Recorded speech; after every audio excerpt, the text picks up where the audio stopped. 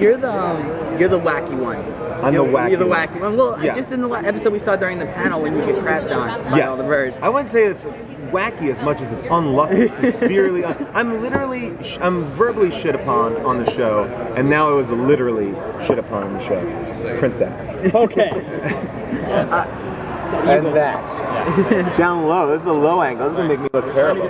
Actually, But when you're coming up Yes. with all those crazy things for Andre to say or do or act like, how you coming up with all that? Just the most things that can make him seem like the biggest asshole, but he's just kind of like out there. I feel like, not to get too serious about it, but Andre is like this character who is like no filter in the way like everything that is nerdy about him he really wears. So he's not like he dresses like a douche, sure, and I don't know if he acts like a douche as much as he's just like not afraid to be in his own skin, and he's not like easily.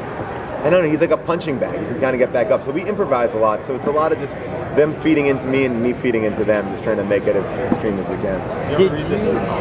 Sorry about that. Do you have the sweater that Vin Diesel wore in Triple X? I do not keep any of the wardrobe, only because I'm afraid of that wardrobe.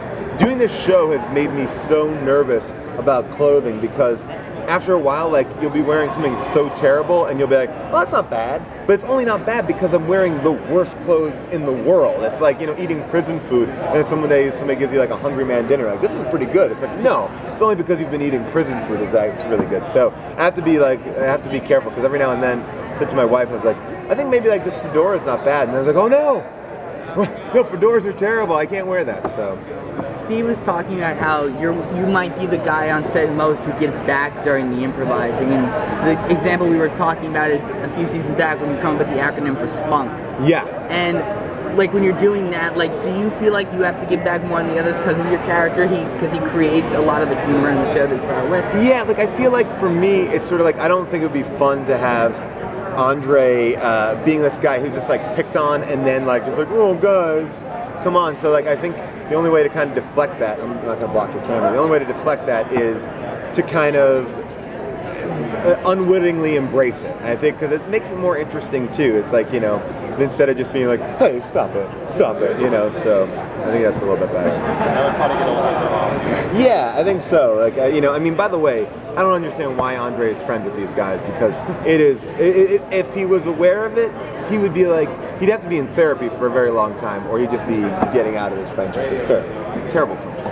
How much involvement do you have with the writers in particular for Andre? Well, I've actually written a handful of episodes over the course of the 5 years, so I get to do that. But, our scripts come there as outlines, kind of like Curb Your Enthusiasm. So we have this like outline to go off of, and we don't have the dialogue.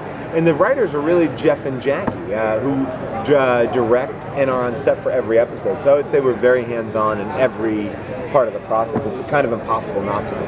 And the scenes do take a different form than they're written. It's kind of fun to see. And you have such a hectic, work schedule because you have this, you have NTSTS, you're in movies, you're in other TV shows. Yeah. How do you maintain it all? And then how do you keep track of it? And then when you get back to the league, how are you then back to Andre? It's funny because we only do, the league is like 50 days out of the year. So pretty much from July to October, we're doing the league. So it always feels like, oh man, it's going to be hard to get back and do this character again because I do like NTSF and that character is like very high status. So, but once you put on those clothes, you're back. It's 5 years now. It gets easy. I mean, it's certain thing is like the benefit and deficit of sitcoms is like your characters never grow, they never change, they just are these same people. So you can kind of slip back into it, put on those uncomfortable clothes, and then you're back in. I thought the Arsenio stuff was brilliant. Oh, thank you so much. Oh, any more of that? No more Arsenio or Scheer Pauls that I know of.